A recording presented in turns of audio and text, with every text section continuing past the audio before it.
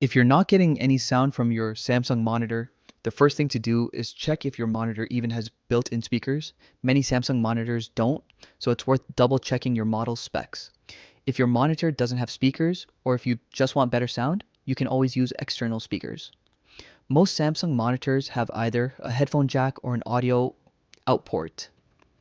You can plug in any regular speakers using a simple 3.5mm audio cable. This is often a better solution anyway, because built-in monitor speakers are usually pretty weak compared to even budget external speakers. If your monitor does have built-in speakers but you still hear nothing, try connecting it to a different computer or laptop.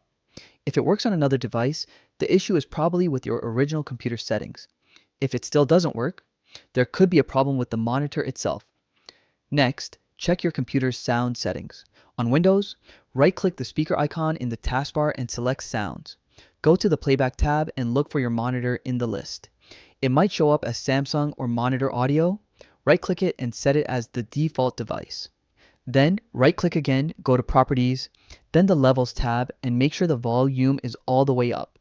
Some Samsung monitors also have their own audio settings built in.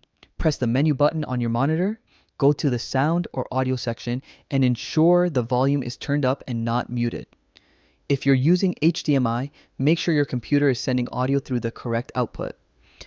Sometimes you might need to select HDMI as the default playback device in your computer settings, instead of your laptop or PC speakers.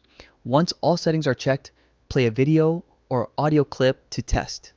If it works, great. If not, try using external speakers or a headphone connection to confirm the monitor isn't faulty.